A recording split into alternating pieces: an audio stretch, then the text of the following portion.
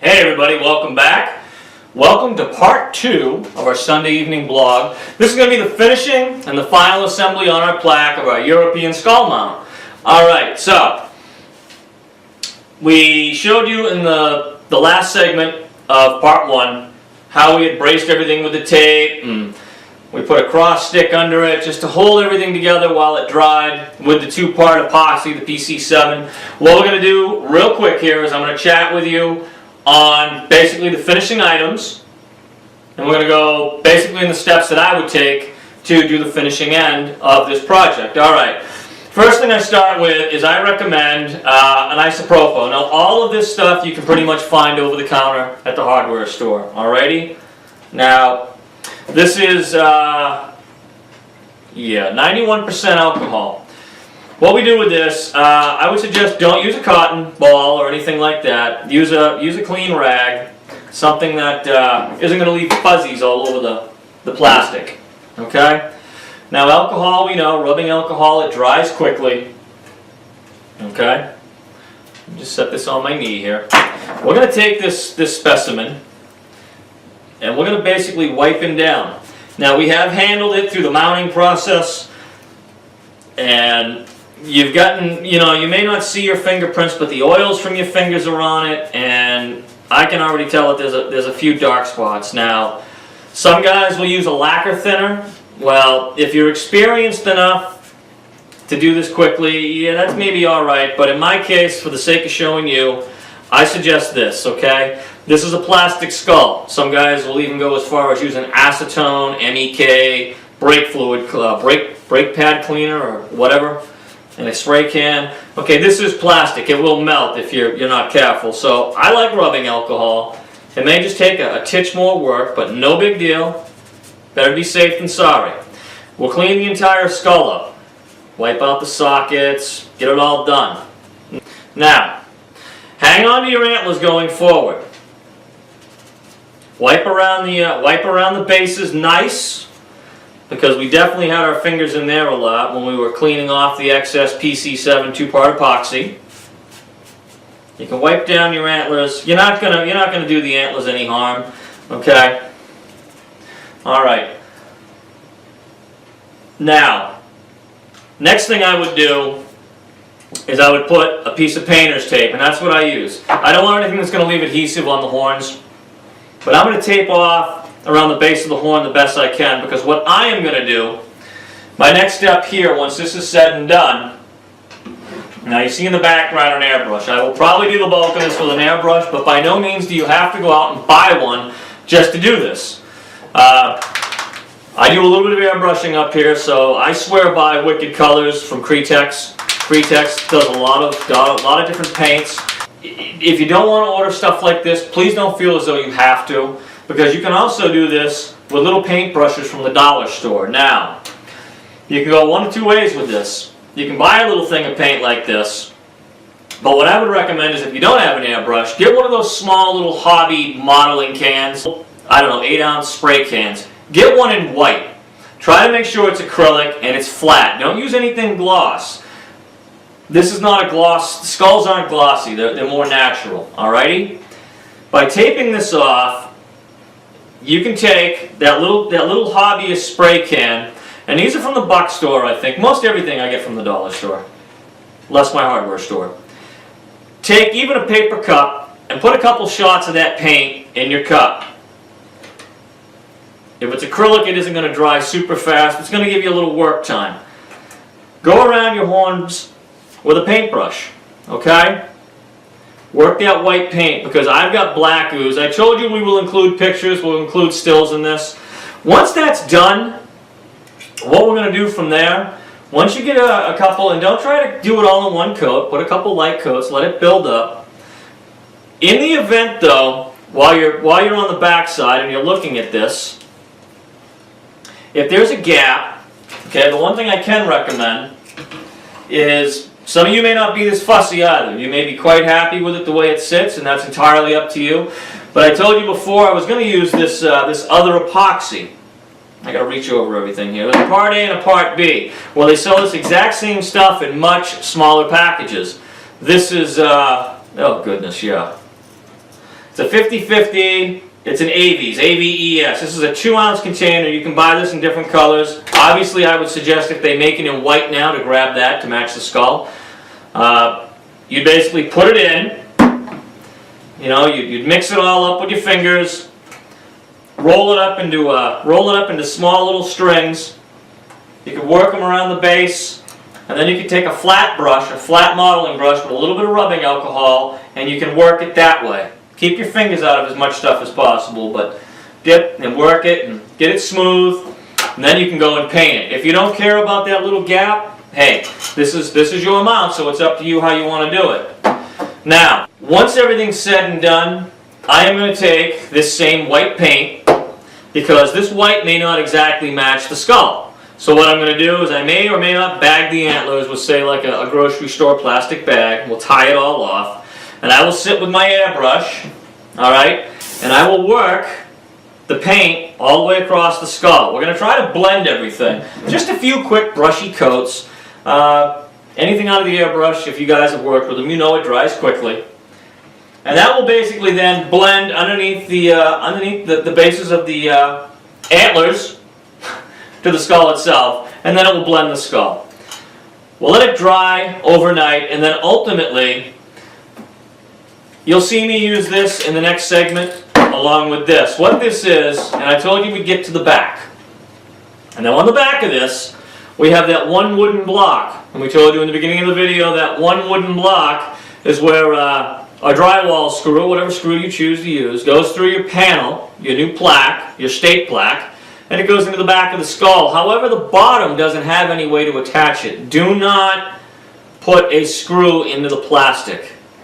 Okay, the best thing I can advise, this is a 5-minute quick set 2-part epoxy. I get it from my local Ace Hardware. Great individuals down there. You mix it up, 50/50, and you're going to put just a little bit right there. And this stuff will adhere to, oh goodness, just about anything. Multi-surface, yeah, wood, ceramic, metal, glass, plastics, tile. You get the idea. And when you go to set this on the plaque, and you run your screw through, that bottom will dry, and it's going to prevent this, if anything, you know, anything ever happens, this isn't going to rock back and forth on your plaque. It's going to be on there really secure, which is ultimately what you're going to want. Alrighty. Now, the last thing that I will do once this is mounted on the physical plaque, this is going into a cam. I told you this is my buddy's animal, and I told him I'd do this for him for the sake of being able to make the video. The last thing I'm going to use, and I definitely need glasses to read this, close to 50s. Permanent Protective Matte Finish. Eliminates glossy sheen, non-yellowing, moisture resistant, and it dries in minutes. This is just a clear coat that is going to protect everything. You don't need to get it on the antlers, but if you get a little on, don't worry about it. That's why we're going to bag them. And when we do, and this is attached to the panel, we're going to shoot the panel, the skull, and the whole nine. And this is just a Krylon product. It is matte finish. You can get this at most any hardware store, okay? But if you can't find matte, just find something that's a non-glossy sheen. Maybe even a satin would work, okay? But that's basically it. You know, and a little bit of painter's tape to tape off the bases of your antlers. You don't want anything, again, that's going to leave a sticky residue. Definitely don't use duct tape. And that's about it. We'll give you some stills of what I'm doing in the painting process, just so you can see, or maybe we'll do a small little clip of me airbrushing, but all in all, that's it. The last part of this video is going to be the assembly. It will go pretty quickly because we've already got the hole in the panel, and that's going to pretty much be it. Alright, everyone, well, I told you we'd just shoot a real quick clip.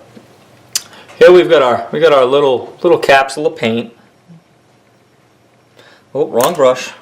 This is a small number 5. Very, very fine tip on it. What we're going to do is, even though this is the back side of the antler, we're still going to do our part. Now, unfortunately, my hands are touching the skull, so I'll have to wipe it down again quickly before I shoot it.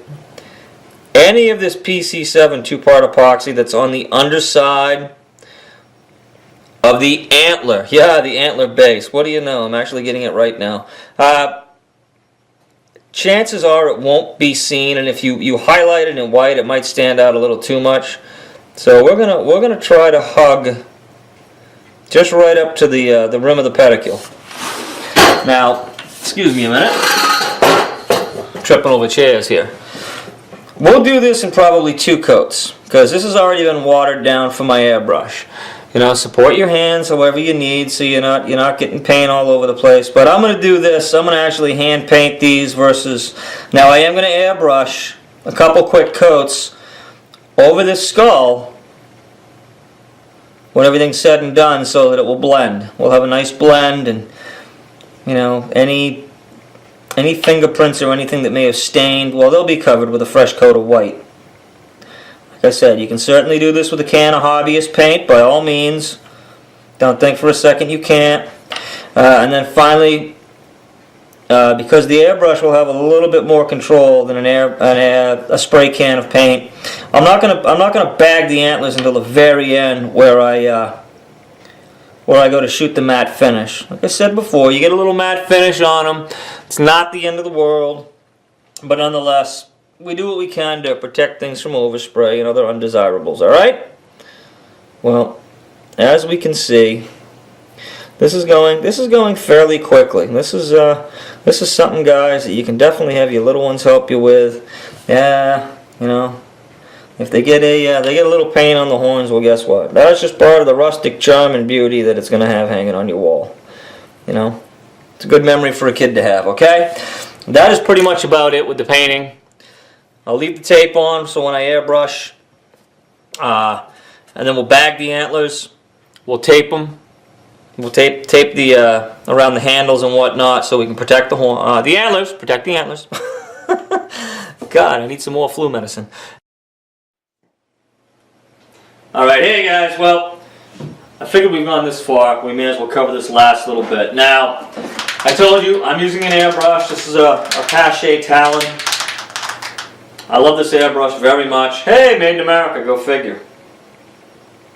Alright, I don't need a pile of paint. This reservoir holds way more than I'm going to need. What we're going to do here is I'm going to lightly dust this. Now you can see that we've already taped off both the antlers. I've gone around them with a couple coats, and all I'm looking to do, and oh yeah, I better put these on, or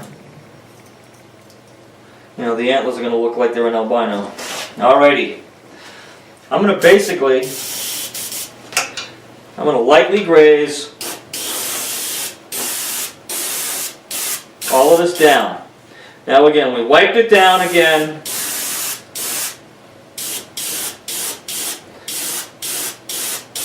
With some alcohol.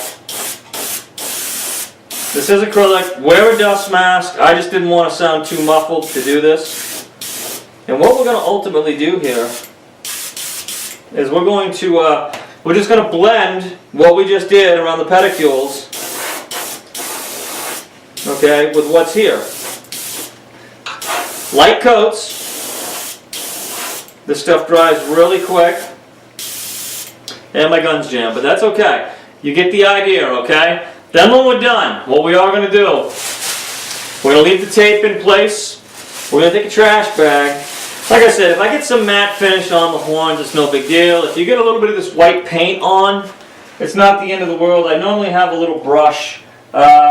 This is like a tiny little bottle brush. You could always use a little bit of rubbing alcohol and take any of the white paint off. Very gently, very lightly. Put something over the painted surface so as you don't get the alcohol on it, cause it to run. But that would be the cleanup. Like I said, we'll just essentially bag these, only because I don't like doing all the cleanup after the fact, you know.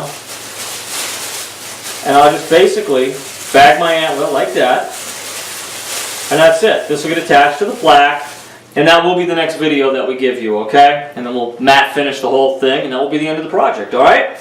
Guys, thank you so much for tuning in. I'm going to put a couple more light coats on once I clear the gun out. Hey everyone, well we're back. Alrighty. Excuse me 1 minute. Alright. So, the last thing we're going to do is we're going to get our horns. Sorry, our antlers. We're going to get our antlers. with our skull on the plaque. Now, horns, I don't know why that is stuck in my head. You're going to hear it throughout the video though, so my apologies. We, after we airbrushed yesterday, we set it aside, we let it dry. I did bag these just a little while ago. And I took some isopropyl alcohol, 91%, and I wiped the bottom of it. I've got it on a cloth because I don't want to get it dirty. I've taken just a carpenter's level, and I've checked to make sure that my panel, nothing's going to be out of level, hanging on the wall of my my good buddy's camp here, looking too silly. All right. Well, this is just a whatever you can find. A paper plate will work. A piece of cardboard cut out. This is the two-part epoxy we were telling you about. Now, yeah, 5 minutes. That is our work time. Okay. We have a very, very short window in which to work with this. Now the hole's already in the panel because we've clearly had the skull on the state taxidermy plaque that we gave you in the following weekend. Now you don't need a lot of this. Your epoxy cap, you don't want it to dry. We mix this rather quickly because like I said, once it starts to kick, we have got a very, very, very short window. Now you don't need a lot. This is just going to go down in the lower underside. There's a flat spot just up inside the nasal passage. And that's just going to help the bottom so it doesn't slide. This stuff, God, it smells awful. That's the first thing I can tell you. But you do. Now you can buy this stuff with different cure times. I know that I can work just fine with a 5 minute, but if you feel more comfortable, buy I think they make a 10 or a 15. I mean, you could smear a little bit of, two-part epoxy if you wanted, but this works good. It does stink though, so be prepared for that. Just mix it real thoroughly. Alrighty. We're going to grab said horn. I've already got my screw, so we can get our screw in.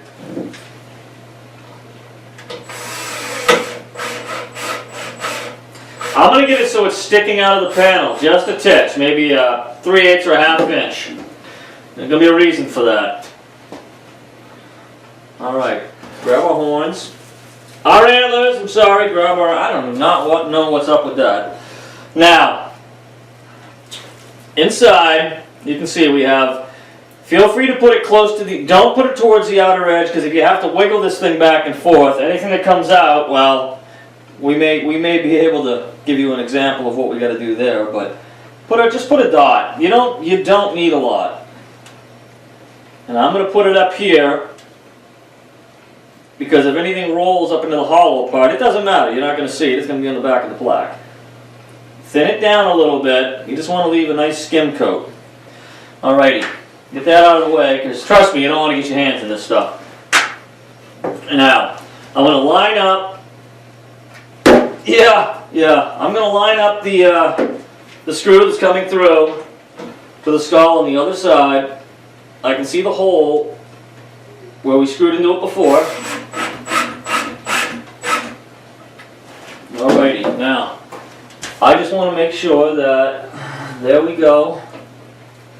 I want to make sure that we're kind of straight here. Not just kind of, but that we are. Alrighty, we're pretty darn good right there. Now we're going to hold them in place good.